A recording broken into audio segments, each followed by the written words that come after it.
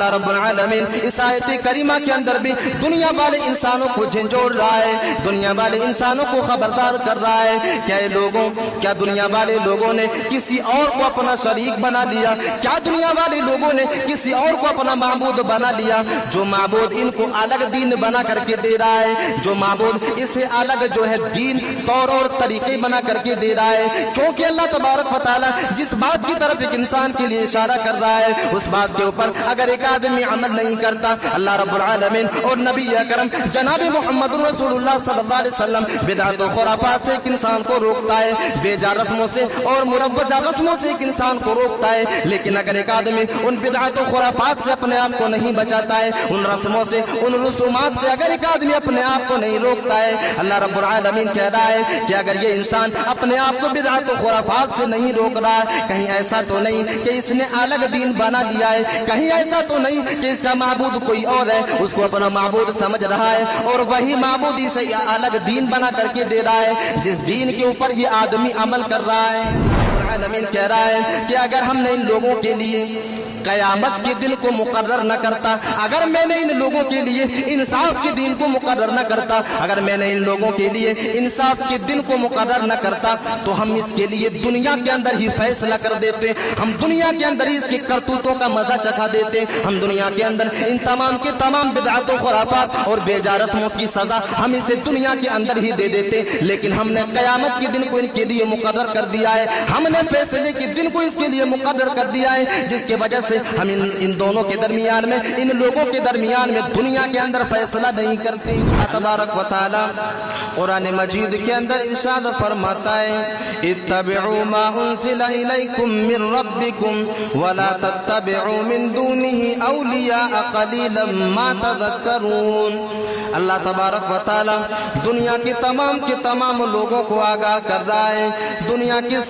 سارے لوگوں کو باخبر کر رہا ہے کہ دنیا والے لوگوں جس دین کو اللہ تبارک و تعالی نے تمہارے لیے آسمان سے نازل کیا ہے تم اسی دین کی اتباع کرو، اتبعوا ما انزل الیکم من ربکم، جس دین کو اللہ تبارک و تعالی نے تمہارے لیے آسمان سے نازل کیا ہے تم اسی دین کی اتباع کرو، اتبعوا ما انزل الیکم من ربکم ولا تتبعوا من دونه اولیاء قلیلا ما تذکرون، اور تم کسی حاکم کی باتوں کے پیچھے نہ چلا کرو، تم جو اللہ تبارک و تعالیٰ کی آیت کریمہ کے اندر مل جائے، آخری نبی جناب محمد رسول اللہ صلی اللہ علیہ وسلم کی حدیث کے اندر مل جائے، انہی باتوں کو دین سمجھ کر کے عمل کیا کرو، تم کسی حاکم کے پیچھے، تم کسی بزرگ کی قول کے اوپر، کسی اولیاء کے قول کے اوپر اس کے پیچھے نہ چلا کرو، کیونکہ تم بہت کم عبرت حاصل کرتے ہو۔ اللہ رب العالمین نے اس آیت کریمہ کے اندر یہ حکم دیا کہ جو دین تمہارے لیے اللہ تبارک و تعالیٰ نے آسمان سے نازل کیا ہے تم اسی دین کی اتباع کرو، یعنی اسی کے حکم کی پیروی کرو، اس کی احکام کی جو ہے حفاظت کرو، اور جو اللہ کے نبی صلی اللہ علیہ وسلم نے جو اصول جو قوانین تمہارے اوپر نافذ کیا ہے انہی کی اتباع کرو، اسی کی پیروی کرو، تم کسی حاکم کے پیچھے، تم کسی قول اور کسی بزرگ کے پیچھے، اس کی قول کے پیچھے نہ چلا کرو۔ اب اس آیت کریمہ کے اندر سمجھنے والی بات یہ ہے کہ یہاں پر اللہ رب العالمین بدعات و خرافات کے تمام دروازے کو بند کر رہا ہے، اللہ رب العالمین بدعات کے تمام دروازے کو بند کر رہا ہے، یعنی جو دین اللہ رب العالمین نے نازل کر دیا اس کے علاوہ تم کسی بھی دین کے اوپر عمل نہیں کر سکتے، تم کسی بھی اصول، تم کسی بھی قوانین کے اوپر عمل نہیں کر سکتے، کیونکہ اللہ نے جس چیز کو تمہارے لیے نازل کیا ہے وہی چیز تمہارے لیے دین ہے، اور تم کسی حاکم کی پیروی نہ کرو، تم کسی جو ہے امیر کی پیروی نہ کرو دین کے معاملے میں۔ اگر کوئی چیز ایک انسان دین سمجھ کے کرنے کا حکم دے رہا ہے کہ یہ چیز عبادت کے زمرے میں ہے، یہ چیز اگر تم کرو گے تو تم اللہ تبارک و تعالیٰ کے قرب کو حاصل کرو گے۔ اگر کوئی آدمی کسی کو حکم دے رہا ہے تو اس حکم کو قرآن اور حدیث کے کسوٹی کے اوپر رکھ کر کے ہمیں موازنہ کرنا ہے، ہمیں اس حکم کو قرآن اور حدیث کے مطابق جو ہے فیصلہ کرنا ہے کہ یہ چیز قرآن اور حدیث سے ثابت ہے یا نہیں ہے۔ اگر قرآن اور حدیث سے ثابت ہے تو سر آنکھوں پر ہم اس کے اوپر عمل کرنے کے لیے تیار ہیں، لیکن قرآن اور حدیث اگر اس چیز سے منع کر رہی ہے، قرآن اور حدیث اگر اس چیز سے روک رہی ہے تو لاکھ امیر حکم دے دے، لاکھ حکمراں حکم دے دے، لیکن ہمیں اور آپ کو اس کو اپنانا نہیں ہے، کیونکہ اللہ رب العالمین اس آیت کریمہ کے اندر انسانوں کو منع کر رہا ہے کہ تم کسی حاکم کی پیروی نہ کرو دین کے معاملے میں۔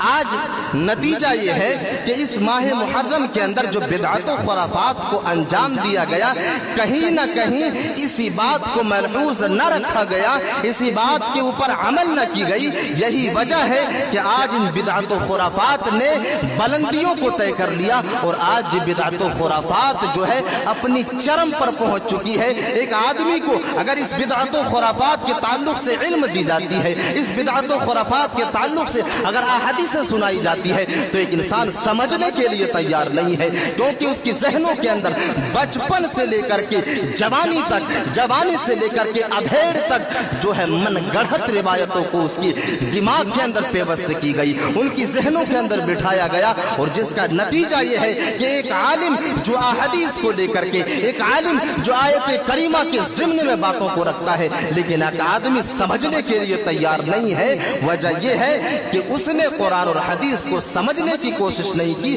اور جس نے اسے قرآن اور حدیث کو سمجھایا اس آدمی نے بھی قرآن اور حدیث کو نہیں سمجھا،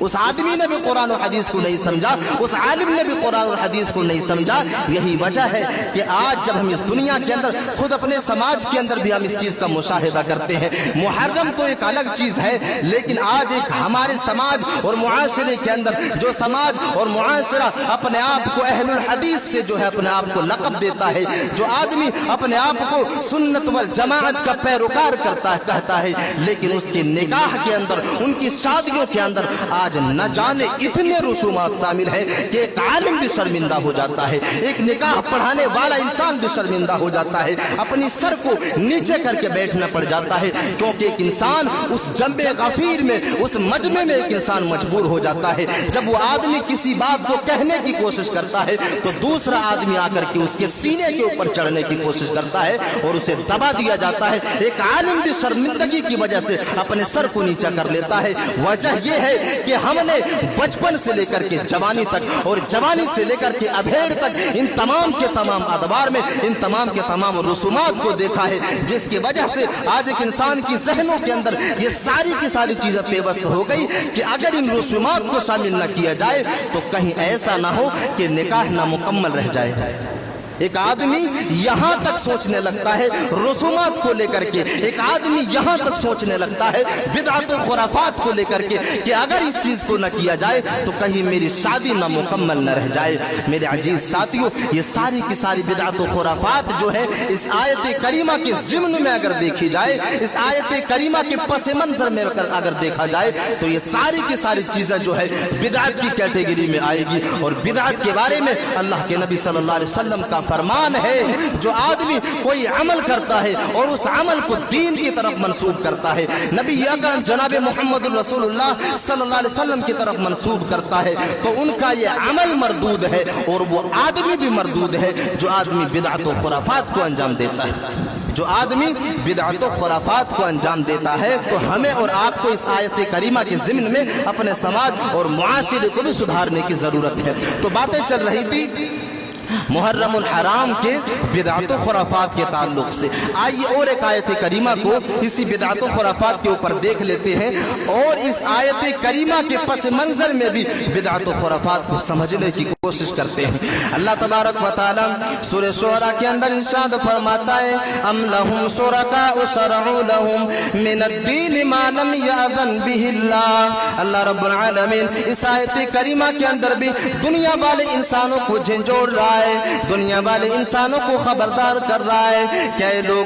کیا دنیا والے لوگوں نے کسی اور کو اپنا شریک بنا لیا؟ کیا دنیا والے لوگوں نے کسی اور کو اپنا معبود بنا لیا؟ جو معبود इनको अलग दीन बना करके दे रहा है, जो माबूद इसे अलग जो है दीन तौर और तरीके बना करके दे रहा है। क्योंकि अल्लाह तबारक व तआला जिस बात की तरफ एक इंसान के लिए इशारा कर रहा है, उस बात के ऊपर अगर एक आदमी अमल नहीं करता, अल्लाह रब्बुल आलमीन और नबी अकरम जनाब मोहम्मद रसूलुल्लाह सल्लल्लाहु अलैहि वसल्लम बिदअत और खुराफात से एक इंसान को रोकता है, बेजा रस्मों से और मुरव्वजा रस्मों से एक इंसान को रोकता है। लेकिन अगर एक आदमी उन बिदअत और खुराफात से अपने आप को नहीं बचाता है, उन रस्मों से, उन रसूमात से अगर एक आदमी अपने आप को नहीं रोकता है, अल्लाह रब्बुल आलमीन कह रहा है कि अगर ये इंसान अपने आप को बिदअत और खुराफात से नहीं रोक रहा है, कहीं ऐसा तो नहीं कि इसने अलग दीन बना लिया है, कहीं ऐसा तो नहीं कि इसका माबूद कोई और है, उसको अपना माबूद समझ रहा है और वही माबूदी से अलग दीन बना करके दे रहा है जिस दीन के ऊपर ये आदमी अमल कर रहा है।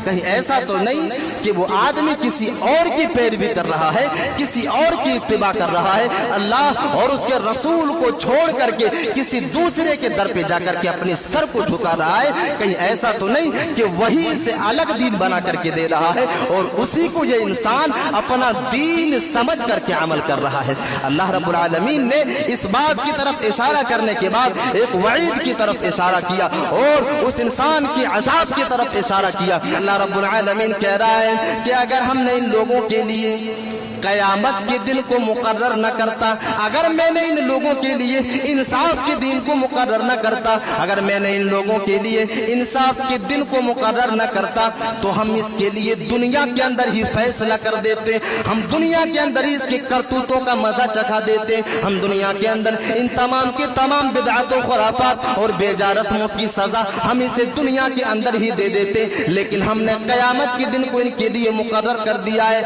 हमने फैसले के दिन को इसके लिए मुकर्रर कर दिया है, जिसके वजह से हम इन लोगों के दरमियान में दुनिया के अंदर फैसला नहीं करते। अल्लाह रब्बुल आलमीन कह रहा है कि अगर हमने फैसले को दिन मुतय्यन न करता, फैसले के दिन को मुतय्यन न करता, तो ये बिदअत और खुराफात की वजह से, बेजा रस्मों की वजह से और कुरान और हदीस की खिलाफ वर्जी करने की वजह से हम दुनिया के अंदर इसे अजाब का मजा चखाते, हम दुनिया के अंदर ही इसे निस्तो नाबूद करके रख देते। लेकिन हमने इसके लिए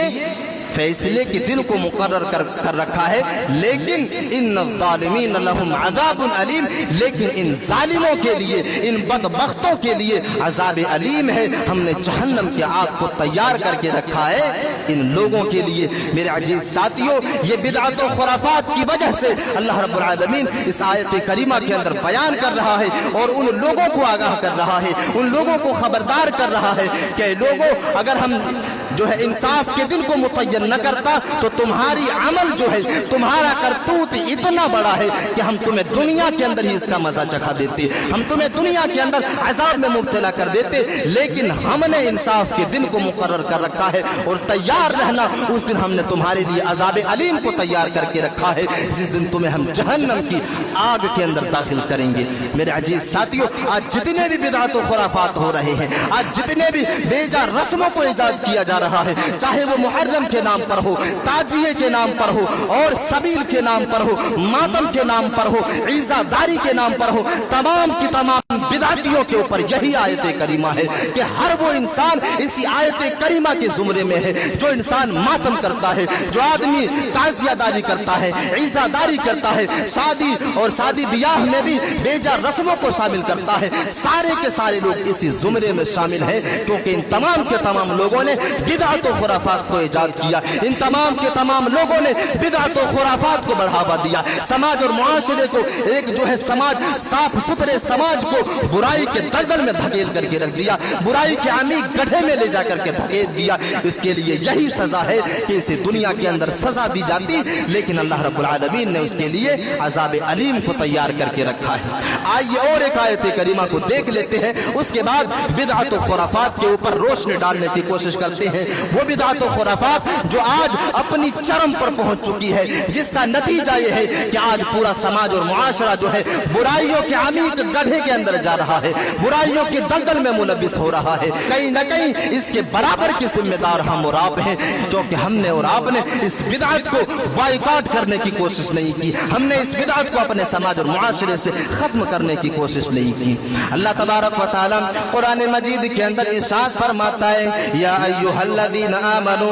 ला तुक़द्दिमू बैना यदैल्लाहि व रसूलिही। अल्लाह रब्बुल आलमीन इस आयत करीमा के अंदर बिदअत और खुराफात करने वाले लोगों को आगाह कर रहा है और ऐसे लोगों को भी खबरदार कर रहा है, या अय्युहल्लज़ीना आमनू ला तुक़द्दिमू बैना यदैल्लाहि व रसूलिही। ऐ लोगों, तुम अपने आप को अल्लाह और उसके रसूल से आगे न निकालो, तुम अपने आप को और तुम खुद अल्लाह और उसके रसूल के आगे न निकल जाओ। अब अगर कोई इंसान दीन के अंदर नई चीज को इजाद करता है, गोया कि अल्लाह रब्बुल आलमीन ने उसका हुक्म नहीं दिया, आखिरी नबी जनाब मोहम्मद रसूलुल्लाह सल्लल्लाहु अलैहि वसल्लम ने उसका हुक्म नहीं दिया, और उसके बावजूद अगर आप वो काम कर रहे हैं तो कहीं ना कहीं आप अल्लाह और उसके रसूल से आगे निकलने की कोशिश कर रहे हैं। आप अल्लाह और उसके रसूल के उसूलों को कमतर समझते हैं, अल्लाह और उसके कवानीन को मानने की कोशिश नहीं करते, क्योंकि आपने बिदअत और खुराफात को इजाद कर दिया, आपने रस्मों को इजाद कर दिया। ये इस बात की दलील है कि आपने अल्लाह और उसके रसूल के कवानीन को ठुकराया, अल्लाह और उसके रसूल के उसूलों को मानने से इनकार कर दिया। यही वजह है कि अल्लाह रब्बुल आलमीन खबरदार कर रहा है कि लोगों, तुम अपने आप को अल्लाह और उसके रसूल से आगे ना निकालो। अगर ये सिफत तुम्हारे अंदर है तो अल्लाह रब्बुल आलमीन अन तहबत अअमालुकुम, तुम्हारी अमलों को बर्बाद कर देगा। अगर तुम नमाजी हो और नमाजी के साथ साथ अगर तुम बिदअत को इजाद कर रहे हो, नमाजी के साथ साथ अगर तुम रस्मों को इजाद कर रहे हो, नमाजी हाजी होने के साथ साथ अगर तुम समाज और मुआशरे के अंदर बिदअत और खुराफात को अंजाम दे रहे हो, तो तुम्हारी हाजी भी जा सकती है, तुम्हारी जो है नमाजी भी बर्बाद हो सकती है, तुम्हारी हज की जो सवाब और नेकियां हैं वो सारी की सारी चीजें बर्बाद हो सकती है। क्यों? अल्लाह और उसके रसूल से आगे निकलने की वजह से, क्योंकि तुमने उस काम को अंजाम दिया, तुमने उस अमल को करने की कोशिश की जो अमल अल्लाह और उसके रसूल ने हुक्म ही नहीं दिया, जिस अमल के करने के लिए अल्लाह और उसके रसूल ने हुक्म ही नहीं दिया, तुम ऐसे अमल करने की कोशिश करते हो। तो मेरे अजीज साथियों, इस आयत करीमा से इस बात की वजाहत मिलती है कि बिदअत और खुराफात ये एक इंसान के लिए जो है इबरतनाक अंजाम को मुतय्यन कर सकती है, एक इंसान को जो है बुराइयों के दलदल में धकेल सकती है। इसलिए हमें और आपको चाहिए कि हम और आप अपने आप को बिदअत और खुराफात से बचाने की कोशिश करें।